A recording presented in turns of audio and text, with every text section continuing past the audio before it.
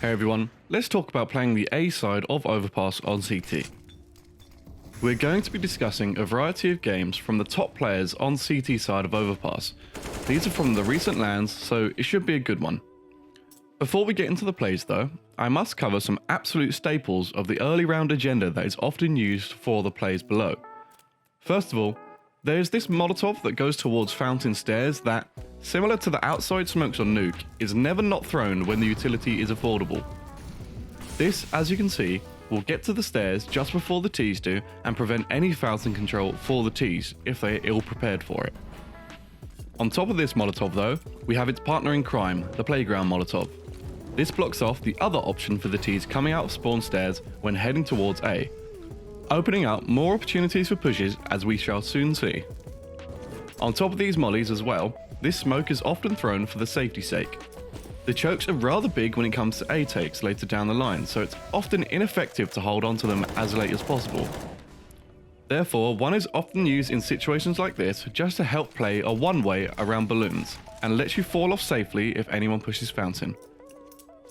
A HE response you often find as well can be found when playing in top connector, where if the T's smoke this, you can often just throw this nade because there definitely would be a T in connector and you never know when this damage can be everything you need to win a round.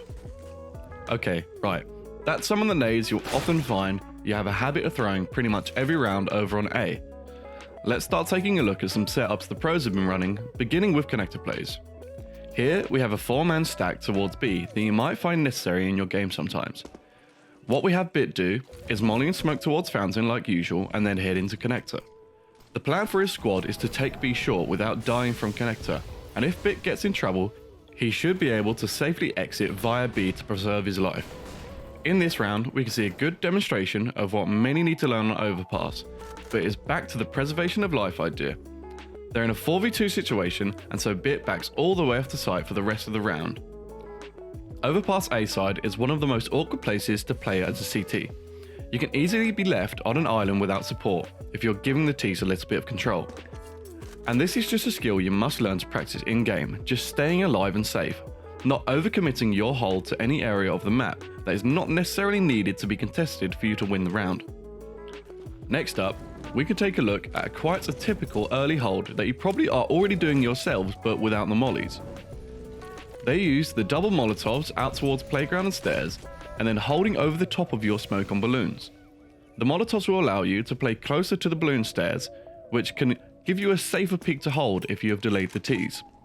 A good way to catch out careless T's, if they have not had their morning coffee yet. Early round, you either have to be assisted with flashes or straight up AWPing for consistent kills. It's a good change of pace, say if you're just giving up Fountain control straight up and never fighting for early round kills from balloons. Now, I want to take a look at Rez. This round, we see him play with Device where he's borderline babysitting him. And a majority of the time, if you're playing A and you're not the AWPer, you're going to find yourself just supporting the AWPer by watching angles that can flank or push off the AWPer. With the distances on A, the picks are better off in the hands of the AWPer more or less, but this is why I'm discussing some plays you can do to set up Mr. Rifler. After watching his balloons, they rotate around to a position where Rez is watching Device's long. If Rez gets pushed, Device can support for easy kills and play off of Rez. Instead of that outcome though, it just converts into Rez finding 3 kills while Device gets his.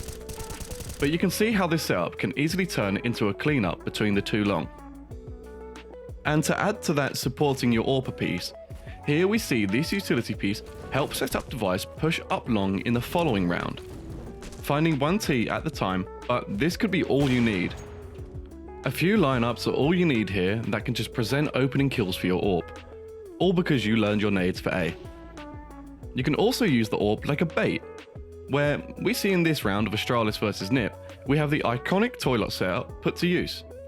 With Blame F tucked in the middle and Glaive AWPing down toilets, this piece together can often nick kills for the AWPer as well as yourself with the rifle, and so is the case in this scenario. This helps when you have the support from site as well, checking out your short push. The only thing is a full-on long push will mess you up, but this play works too often to not mention for you riflers. Let's continue watching Astralis, but check out something ballsier. Here we see the Molotovs discussed to prevent the Ts from pushing, and with that, BlameF pushes up into Playground. This was crazy to witness, and I couldn't believe the guts it took to try it on LAN, but as we see here, he goes down. However, the idea is there, you just need to get it right. Like a play out of Liquid we will see later, if we take a look at round 5, we do see the Ts push Playground while being a little less cautious. So you never know when your opponents might slip up and lose to this potential play.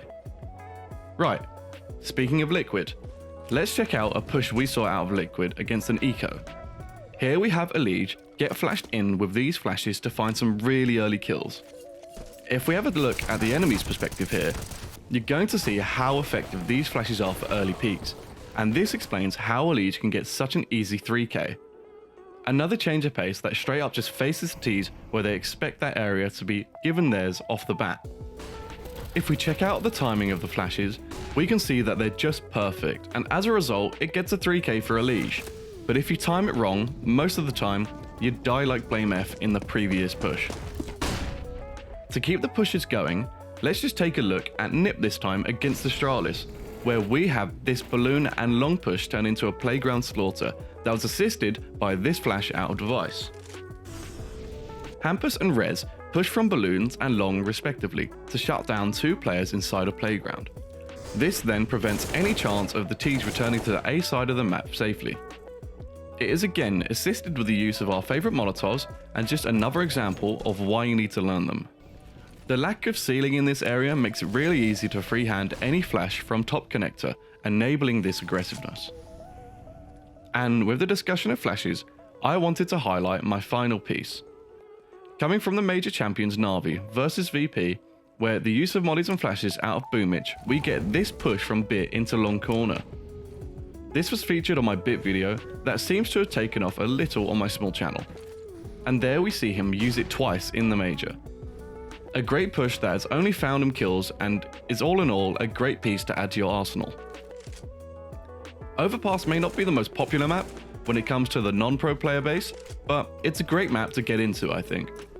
It won't be going anywhere soon, and you got to appreciate the pro level of play we are witnessing on it right now. I'm excited for the next few pieces, so I hope you enjoyed this. Don't forget to subscribe if you want to see more, as there's always more content coming out. Also, check out my good friends Nat out here and Smirky as well for content like this while I'm not uploading so much. Take care.